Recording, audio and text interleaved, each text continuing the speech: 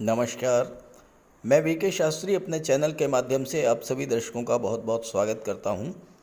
अप्रैल 2023 का माह समाप्ति की ओर है और मई 2023 का महीना आपके जीवन में नई खुशियां, नया सवेरा, कुछ नए और सुखद परिवर्तन लेकर आ रहा है। इस वीडियो के माध्यम से हम आपको बताएंगे कि मई 2023 में वृषभ राशि के जातकों की कुंडली में क्या क्या ग्रह स्थितियाँ बन रही हैं, किन किन ग्रहों द्वारा राशि परिवर्तन किया जा रहा है और उसका क्या प्रभाव पड़ने जा रहा है आपके जीवन पर। आपको धन प्राप्ति के और धन के संचय के क्या क्या अवसर मिलने जा रहे हैं, परिवार, संतान, विवाह और भौतिक सुख सुविधाओं की दृष्टि से कैसा रहेगा आने वाला माह मई 2023। यात्रा, देशाटन, देवदर्शन, धर्म, अध्यात्म की दृष्टि से कैसा रहेगा, आपका स्वास्थ्य कैसा रहेगा, भाग्य, कर्म, पुरुषार्थ का कितना साथ मिलेगा आपको, इन्हीं सब बातों का विश्लेषण करेंगे इस वीडियो में। वीडियो के अंत में मैं आपको अप्रैल की शुभ, मई माह की शुभ और अशुभ तिथियों के बारे में बताऊंगा और मई माह के व्रत त्योहारों की भी जानकारी दूंगा। ये विश्लेषण आपकी चंद्र राशि के आधार पर किया जा रहा है और वीडियो के अंत में मैं आपको ग्रहों के उपाय भी बताऊंगा। दूसरी बात, कमेंट बॉक्स में किसी भी अनजान व्यक्ति के द्वारा दिए गए नंबर पर भूल करके भी कॉन्टैक्ट मत कीजिएगा, आपके साथ फ्रॉड हो सकता है। तो यह है वृषभ राशि के जातकों की कुंडली। आपके राशि के स्वामी हैं दैत्य गुरु शुक्र। शुक्र का गोचर धन के भाव में है, धन के कारक धन के भाव में, तो धन प्राप्ति का इससे बेहतर योग तो बनेगा ही नहीं। वृषभ राशि कालपुरुष कुंडली की दूसरी राशि है और इसके स्वामी हैं शुक्र। शुक्र ग्रह का सर्वाधिक प्रभाव इस राशि के जातकों पर होता है। शुक्र हैं कला और सौंदर्य के कारक और वृषभ राशि के जातक स्वाभाविक रूप से कला और सौंदर्य से सबसे ज़्यादा आकर्षित होते हैं। कला के क्षेत्रों में इनकी स्वाभाविक रुचि होती है। साफ सफाई, सलीका और व्यवस्था इनके जीवन का महत्वपूर्ण अंग होता है और हर कार्य को व्यवस्थित ढंग से करना ये पसंद करते हैं। इनका व्यवहार भी अत्यंत शालीन होता है। ऊपर से भले ही गंभीर दिखें लेकिन भीतर से बहुत ही जॉली नेचर के होते हैं। दूसरों की हेल्प करना पसंद करते हैं। नेचर के, प्रकृति के ज़्यादा करीब होते हैं। हालांकि इन्हें क्रोध जल्दी नहीं आता, लेकिन जब क्रोध आता है तो बदला लेना भी जानते हैं। किसी भी कार्य को ये बहुत ही जिम्मेदारी से करते हैं। जीवन में अपने परिवार को बहुत महत्व देते हैं और घर के व्यक्तियों के लिए हमेशा कुछ न कुछ करने की सोचते रहते हैं। बात कर लें ग्रह स्थितियों की। सूर्य, गुरु, बुध और राहु का गोचर कुंडली के 12वें भाव में है, मेष राशि में। सूर्य 15 मई तक 12वें भाव में है, इसके बाद लग्न भाव में आ जाएंगे। शुक्र मंगल के साथ युति बनाकर धन के भाव में गोचर कर रहे हैं। 10 मई तक मंगल यहाँ रहेंगे, इसके बाद पराक्रम भाव में आ जाएंगे। केतु 6ठे भाव में है और शनि 10वें भाव में। ये है ग्रह स्थितियाँ। आगे बढ़ने से पहले बात करेंगे अप्रैल 2023 में आपके जीवन में क्या क्या समस्याएं, क्या क्या परेशानियां आई। अक्सर आप लोगों के कमेंट आते हैं कि जो बीत गया उस पर बात करने से क्या फ़ायदा। तो मैं आपको बता दूं कि मनुष्य बीते समय की घटनाओं से सबक लेकर, सीख लेकर ही जीवन में आगे बढ़ता है। इसलिए अप्रैल में क्या क्या समस्याएं क्यों आईं, इसका विश्लेषण करना जरूरी है। देखिए, अप्रैल 2023 का महीना विशेष उथल पुथल और परेशानियों भरा रहा होगा आपके लिए। क्यों? क्योंकि दो बड़े और महत्वपूर्ण ग्रह अप्रैल में पीड़ित थे। देवगुरु बृहस्पति जो कुंडली के 6 भावों को प्रभावित करते हैं। कौन कौन से भाव? जिस भाव में गोचर करते हैं, जिन 2 भाव के स्वामी हैं और जिन भावों पर दृष्टि डालते हैं, उन सभी 6 भावों के शुभ फल आपको प्राप्त नहीं हुए होंगे क्योंकि गुरु स्वयं पीड़ित थे।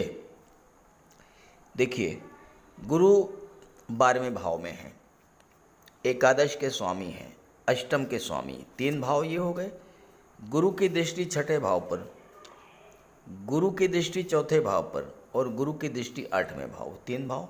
तो 6 भावों को देवगुरु बृहस्पति प्रभावित करते हैं। अब देवगुरु बृहस्पति 28 मार्च से 27 अप्रैल तक अस्त थे। जब गुरु अस्त अवस्था में गोचर कर रहे थे तो अपना कोई भी शुभ फल देने में असमर्थ थे। गुरु धन के कारक होते हैं। सबसे बड़ी समस्या धन को लेकर आई होगी। देवगुरु पंचम भाव और नवम भाव संतान, शिक्षा और भाग्य के कारक होते हैं। भाग्य ने भी साथ नहीं दिया होगा। कार्य बनते बनते बिगड़ गए होंगे। जब कार्य क्षेत्र में बाधाएं आई होंगी तो धन प्राप्ति में बाधा आई होगी। देवगुरु बृहस्पति कालपुरुष कुंडली की 12वीं राशि मीन राशि के स्वामी होते हैं। 12वां भाव खर्चों का, कोर्ट कचहरी, अस्पताल का होता है। गुरु पीड़ित थे, फालतू के खर्चे बढ़े होंगे। कोर्ट कचहरी, अस्पताल के चक्कर लगे होंगे। गुरु के पीड़ित होने से पाचन तंत्र और लीवर संबंधी समस्याएं भी आपके सामने आई होंगी। ग्रहों के राजाधिराज सूर्य भी अप्रैल में पीड़ित थे। 14 अप्रैल को जब सूर्य का गोचर मेष राशि में हुआ तो सूर्य अंश बल से कमजोर थे।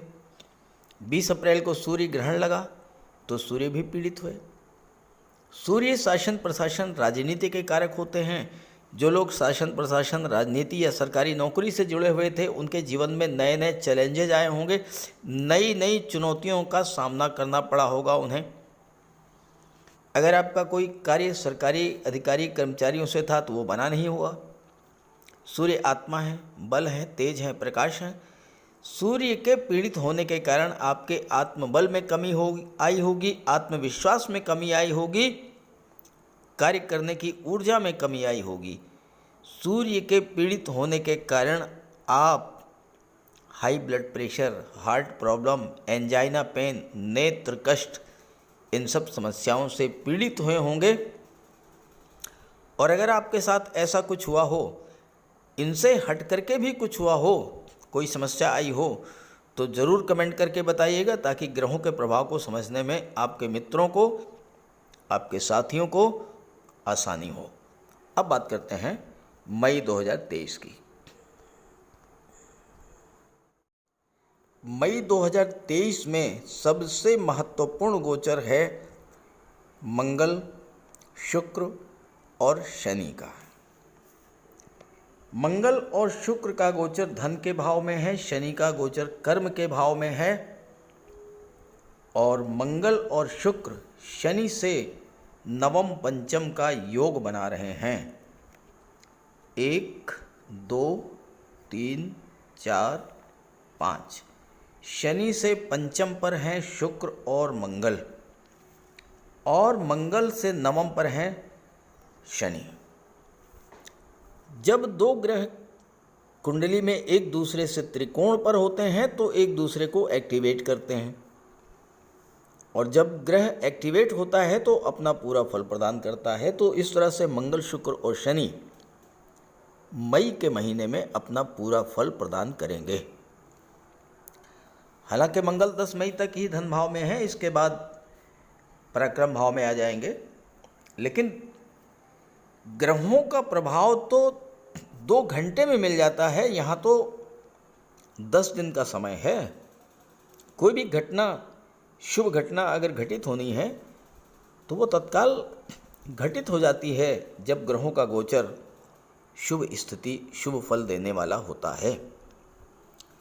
अब यहाँ मंगल और शुक्र की युति आपके लिए बहुत ही महत्वपूर्ण है, भले ही 10 दिन के लिए हो। शुक्र आपके लग्न के स्वामी हैं, 6ठे भाव के स्वामी हैं, और मंगल 12वें भाव के स्वामी हैं और सप्तम के स्वामी हैं। दोनों ही ग्रह युति बना करके बैठे हैं। जब 2 ग्रह युति बना करके बैठते हैं तो एक दूसरे के गुण ट्रांसफ़र कर लेते हैं। चूँकि शनि से त्रिकोण पर हैं तो मंगल भी एक्टिवेट होंगे, शुक्र भी एक्टिवेट होंगे, तो आपको सप्तम के भी फल देंगे, लग्न भाव का भी फल देंगे, 6ठे भाव का भी फल देंगे। अब यहाँ पर मंगल क्या है? मंगल है ऊर्जा, जोश और जुनून। शुक्र है प्रेम, लव, रोमांस। मंगल और शुक्र की युति मेल फीमेल के बीच तीव्र आकर्षण, बढ़ाने वाली होती है। चूँकि मंगल सप्तम के स्वामी हैं, शुक्र के साथ हैं, शुक्र के गुण आ गए मंगल में। मंगल शुक्र की युति बनने पर अपने लव पार्टनर के प्रति, अपने लाइफ पार्टनर के प्रति समर्पण की भावना, एक दूसरे को समझने की भावना, अपनी चाहतों के इजहार की भावना अत्यंत तीव्र हो जाती है। अगर आपकी कुंडली में शुक्र बली हैं तो लव रिलेशंस को मैरिज में कन्वर्ट करने का इससे बेहतर समय नहीं होगा। और आप विवाह के इच्छुक हैं और प्रयासरत हैं तो इस गोचर काल में आपका विवाह भी संपन्न हो सकता है। लव रिलेशंस को प्रगाढ़ करने, रूठुओं को मनाने का श्रेष्ठतम समय है ये। अपने लाइफ पार्टनर, बिजनेस पार्टनर, मित्रों के साथ संबंध सुधारने का ये समय बहुत अच्छा है। हालांकि अगर आपकी कुंडली में मंगल खराब हैं तो मंगल शुक्र की युति एक्स्ट्रा मैरिटल अफेयर्स का भी कारक बनती है, इसलिए अपनी भावनाओं को नियंत्रण में रखें।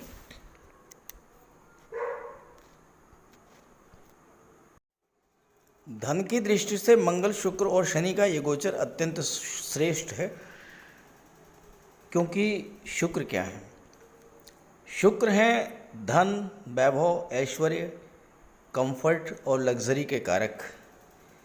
धन का कारक धन के भाव में ही गोचर करे, शनि से त्रिकोण पर एक्टिवेट हो तो धन की दृष्टि से बहुत ही शुभ है ये गोचर। ज्योतिष शास्त्र में शुक्र शनि मंगल के योग को धन शक्ति योग कहा गया है।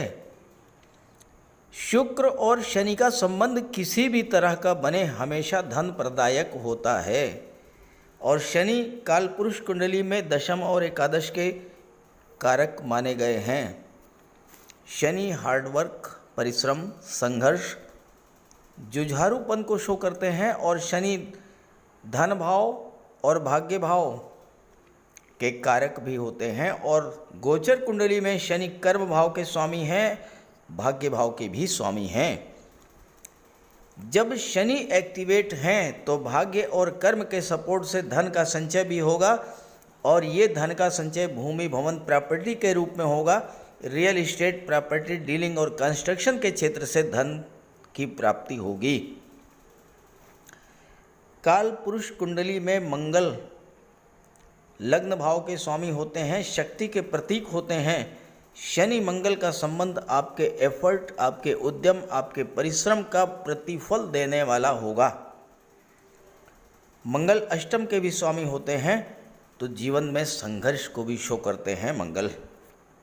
शनि दशम भाव में कार्य क्षेत्र में गोचर कर रहे हैं। शनि आपके सहकर्मियों को शो करते हैं। मंगल डोमिनेटिंग पावर को शो करते हैं तो आपकी नेतृत्व क्षमता में वृद्धि होगी। आप अपने सहकर्मियों का नेतृत्व करेंगे और आपने जो लक्ष्य निर्धारित कर लिया है उसे पूरा करके ही दम लेंगे। शनि मंगल का प्रभाव छात्रों के लिए भी बहुत अच्छा होता है। मंगल शिक्षा, प्रतियोगिता के प्रति जुनून को बढ़ा देते हैं। और मंगल की दृष्टि पंचम भाव पर पड़ रही है। शनि परिश्रम की क्षमता बढ़ाते हैं। शनि आपको परिश्रम का फल अवश्य देंगे क्योंकि शनि न्यायाधीश हैं।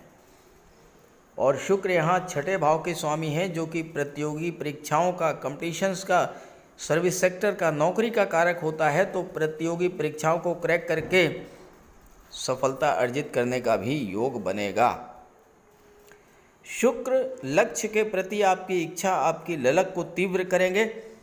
शुक्र मंगल शनि का योग लक्ष्य की ओर बढ़ने वाला और लक्ष्य को प्राप्त करने के लिए आवश्यक ऊर्जा, जुनून, पैशन प्रदान करेगा। लक्ष्य को प्राप्त करने की इच्छा, ललक आपके भीतर बलवती होगी। शनि की परिश्रम क्षमता के बल पर आप लक्ष्य को प्राप्त भी कर लेंगे। यहाँ पर मंगल सप्तम के स्वामी हैं, शुक्र लग्न के स्वामी हैं। और मंगल शुक्र की युति बनने पर मंगल के अंदर शुक्र के गुण आ जाएंगे तो मंगल सप्तम भाव को प्रभावित करेंगे। इस योग के बनने पर अगर विवाह हो तो अक्सर ये पाया गया है कि पत्नी भी जॉब में होंगी। या फिर विवाह के बाद जॉब मिल जाएगी। पत्नी से और ससुराल पक्ष से आपको लाभ मिलेगा। इस योग के बनने पर यह भी होता है कि कार्यस्थल पर भी आपके रिलेशंस डेवलप हो जाएं और विवाह में परिणित हो जाएं। इसका ये भी प्रभाव है कि विवाह के पूर्व आर्थिक स्थिति भले ही आपकी कमज़ोर हो, लेकिन विवाह के बाद आर्थिक स्थिति अत्यंत सुदृढ़ हो जाती है। मंगल भूमि के कारक होते हैं, शनि निर्माण के कारक होते हैं, तो विवाह के बाद ही अक्सर प्लाट, फ्लैट या भवन निर्माण किया जाता है। 2 व्हीलर या 4 व्हीलर भी खरीद सकते हैं। और अगर आपकी कुंडली में ये योग है तो शीघ्र विवाह करें। विवाह के बाद पत्नी के नाम से अगर कोई व्यापार व्यवसाय करेंगे तो विशेष सफलता मिलेगी। शनि दशम के स्वामी भी हैं और दशम में गोचर भी कर रहे हैं, शस्त्र राजयोग भी बना रहे हैं। मंगल टेक्निकल फील्ड, इंजीनियरिंग, मेडिकल और सर्जरी के कारक हैं। शनि कर्म के कारक हैं, तो इन क्षेत्रों में सफलता मिलेगी। शुक्र कंफर्ट और लग्जरी के कारक हैं, तो लग्जरियस आइटम्स के व्यापार में सफलता मिलेगी। शनि रियल एस्टेट के कारक हैं, तो रियल एस्टेट, प्रॉपर्टी डीलिंग और कंस्ट्रक्शन के क्षेत्र से धन की प्राप्ति होगी। सूर्य, बुध और गुरु और राहु का गोचर 12वें भाव में विदेश संबंधी कार्यों के लिए अत्यंत शुभ होगा। राहु विदेश के कारक हैं और विदेश भाव में ही गोचर कर रहे हैं, तो आपको विदेश ले जा करके सेटल करा देंगे, विदेश से धन की प्राप्ति करा देंगे और अचानक से किसी मल्टीनेशनल कंपनी, किसी विदेशी कंपनी में आपको नौकरी भी मिल सकती है। बुध व्यापार के कारक हैं, तो विदेशी व्यापार में उन्नति होगी, नए नए कॉन्ट्रैक्ट्स मिलेंगे। और गुरु के 12वें भाव में गोचर करने का प्रभाव ये होगा कि आपकी धर्म कर्म में रुचि बढ़ेगी, धर्म अध्यात्म में आपकी रुचि बढ़ेगी और जितना ही अधिक आप धर्म कर्म से जुड़ेंगे उतना ही अधिक आप इसको लाभ में परिवर्तित कर पाएंगे। बुध यहाँ पर पंचम के स्वामी हैं, शनि भाग्य भाव के स्वामी हैं, नवम भाव से उच्च शिक्षा का विचार किया जाता है। छात्रों के लिए विदेश में जाकर उच्च शिक्षा करने के मार्ग प्रशस्त करेंगे। और गुरु, बुध, राहु और सूर्य 4 ग्रहों की दृष्टि जब 6ठे भाव पर पड़ेगी, जो कि कंपटीशंस का, जो कि नौकरी का, जो कि सर्विस सेक्टर का होता है, तो कैरियर के लिए ये समय आपके लिए बहुत ही श्रेष्ठ लाभ देने वाला होगा।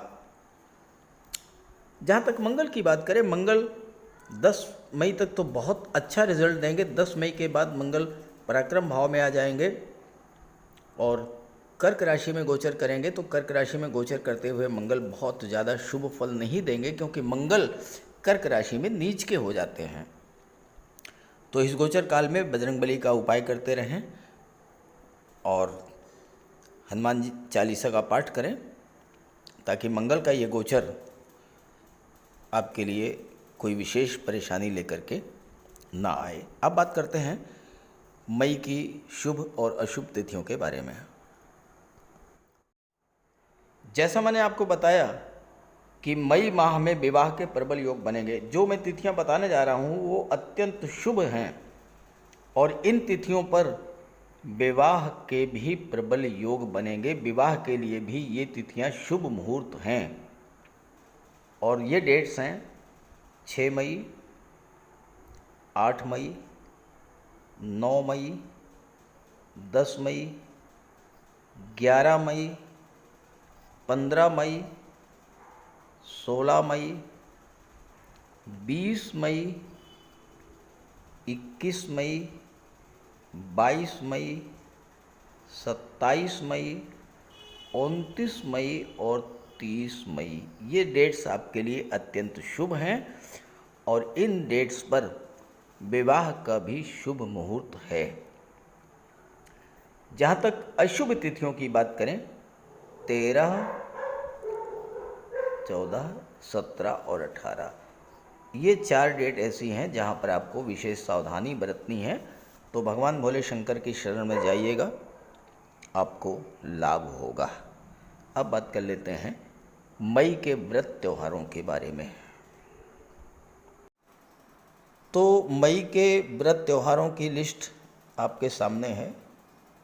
1 मई को सोमवार मोहिनी एकादशी, 2 मई मंगलवार परशुराम द्वादशी, 3 मई बुधवार प्रदोष व्रत शुक्ल पक्ष का, 4 मई नरसिंह जयंती, 5 मई शुक्रवार को है वैशाख पूर्णिमा, बुद्ध पूर्णिमा और चंद्र ग्रहण, 6 मई को शनिवार ज्येष्ठ मास की शुरुआत, 8 मई को एकदंत संकठी चतुर्दशी, 12 मई को शुक्रवार कालाष्टमी मासिक कृष्ण जन्माष्टमी, 14 मई को रविवार हनुमान जयंती तेलुगु, 15 मई सोमवार अपरा एकादशी और वृषभ संक्रांति, 17 मई को मासिक शिवरात्रि और प्रदोष व्रत, 19 मई को ज्येष्ठ अमावस्या वट सावित्री व्रत, दर्श अमावस्या और शनि जयंती, 23 मई मंगलवार को विनायक चतुर्थी और 25 मई को स्कंद षष्ठी, 29 मई को महेश नवमी, 30 मई को गंगा दशहरा और 31 मई को निर्जला एकादशी, गायत्री जयंती और राम लक्ष्मण द्वादशी। तो ये मई के माह के व्रत त्योहारों की लिस्ट आपके सामने है। अब बात कर लेते हैं ग्रहों के उपायों पर। किसी भी जातक की कुंडली में बनने वाले राजयोगों का संपूर्ण लाभ उसे तब मिल पाता है जब राजयोग बनाने वाले ग्रह कुंडली में मजबूत स्थिति में हों। और ज्योतिष शास्त्र में ग्रहों को बल प्रदान करने के लिए उपायों की व्यवस्था की गई है।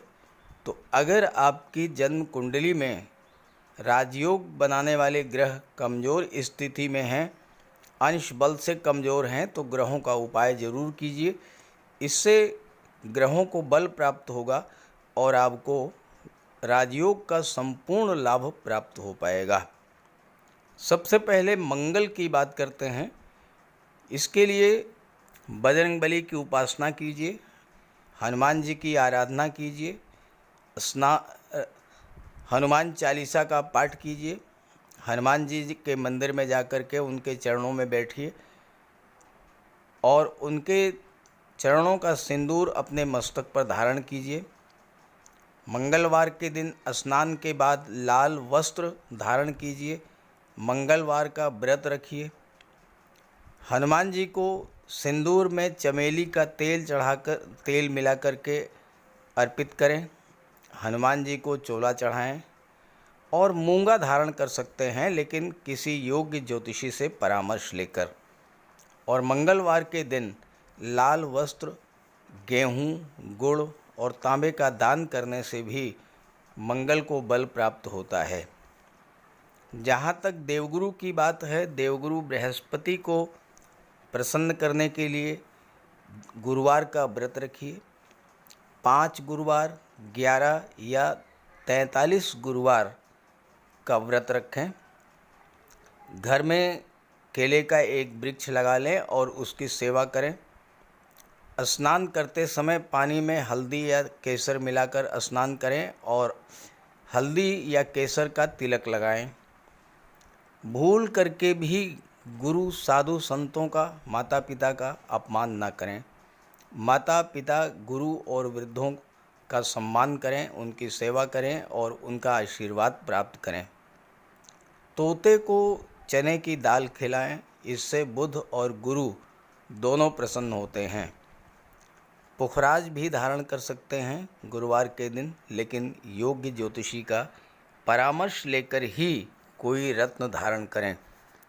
ज़्यादा बेहतर ये है कि हल्दी की एक गांठ पीले वस्त्र में बांधकर अपने बाजू में बांध लीजिए और पीले रंग के वस्त्रों का ज़्यादा प्रयोग कीजिए। चादर, तकिए, गिलाफ ये सब पीले रंग के रखिए, पर्दे। शुक्र को बल प्राप्त हो, इसके लिए माता लक्ष्मी की उपासना कीजिए और 21 या 31 शुक्रवार को व्रत रखें। शुक्रवार के दिन सफ़ेद रंग के वस्त्र, चीनी, चावल, दूध और दही, घी से बने पदार्थों का सेवन करें। और शुक्रवार के दिन सफ़ेद वस्त्र, चावल, चीनी, घी, श्रृंगार सामग्री, कपूर, मिश्री और दही, इन सब चीज़ों का यथाशक्ति दान करें। डायमंड धारण कर सकते हैं, लेकिन हीरा धारण करने से पहले योग्य ज्योतिषी का परामर्श ले लें। महिलाओं का सम्मान करें। शुक्रवार के दिन कन्याओं को खीर और मिष्ठान का भोजन कराएं। इत्र का प्रयोग करें। घर को साफ सुथरा रखें और भगवान शिव को श्वेत पुष्प अर्पित करें। जहाँ तक बुध की बात है तो बुधवार के दिन तुलसी का पौधा लगाकर उसकी सेवा करें। गाय की सेवा करें। गाय को हरा चारा खिलाएं। हरियाली बढ़ाने वाले पौधे लगाएं और दान करें पौधों का, क्योंकि बुध को हरा रंग अत्यंत प्रिय है। बुधवार को घर के मेन डोर पर पंच पल्लव का तोरण लगा दें और किन्नर को दान देकर उसका आशीर्वाद प्राप्त करें। देवी दुर्गा के मंदिर में हरे रंग की चूड़ियाँ दान करें। गणेश जी की उपासना करें और साबुत हरी मूंग हरे कपड़े में बांधकर अर्पित करें। बुधवार के दिन हरे रंग के रुमाल, मोजे और टाई का प्रयोग करें। ओम बुम बुधाय नमः इसका एक माला जाप करें। पन्ना धारण कर सकते हैं, लेकिन परामर्श के बाद किसी योग्य ज्योतिषी से। और ना तो झूठ बोलें और ना ही किसी को अपशब्द कहें। जहाँ तक शनिदेव की बात है तो कम से कम 19 और ज़्यादा से ज़्यादा 51 शनिवार का व्रत रखें। पीपल के वृक्ष के नीचे सरसों के तेल का दीपक जलाएं। शनिवार के दिन एक प्याले में, एक कटोरी में सरसों का तेल लेकर के उसमें अपना चेहरा देखिए और फिर उस तेल को दान कर दीजिए। उड़द से बनी पंजीरी, पकौड़ा, चीला, बड़ा, इन सब का सेवन करिए। सरसों के तेल में बने भोज्य पदार्थों का सेवन कीजिए। शनिवार के दिन कंबल, जूता, चप्पल, लोहा, काला तिल, काला उड़द, काले वस्त्र और जटा वाले नारियल दान दें। नीलम धारण कर सकते हैं, लेकिन नीलम धारण करना किसी योग्य ज्योतिषी से परामर्श लेकर धारण करें, क्योंकि नीलम रंग से राजा भी बना देता है और कभी कभी अगर नीलम आपके लिए शुभ नहीं हुआ तो राजा से रंक भी बना देता है। इसलिए नीलम का प्रयोग बहुत सोच समझ कर करें। ज़्यादा बेहतर ये है कि आप गरीबों की हेल्प करें। कोई भी गरीब, लाचार, असहाय, दिव्यांग व्यक्ति आपके पास आता है, मदद कीजिए यथासंभव और किसी भी गरीब व्यक्ति को कष्ट ना दें। साथ ही साथ ऐसे कार्य ना करें जो कि शनिदेव को पसंद नहीं है। शनिदेव को छल, कपट, झूठ, फरेब, बेईमानी, आलस्य ये सब पसंद नहीं है, तो ऐसे कार्य मत कीजिए। और शनिदेव को अनुशासन, परिश्रम, मेहनत, ईमानदारी और सच्चाई ये पसंद है, तो ये आप अपने अंदर इन गुणों को विकसित करें, शनिदेव प्रसन्न होंगे। तो उपाय ज़रूर कीजिएगा, इससे आपको लाभ होगा। नमस्कार।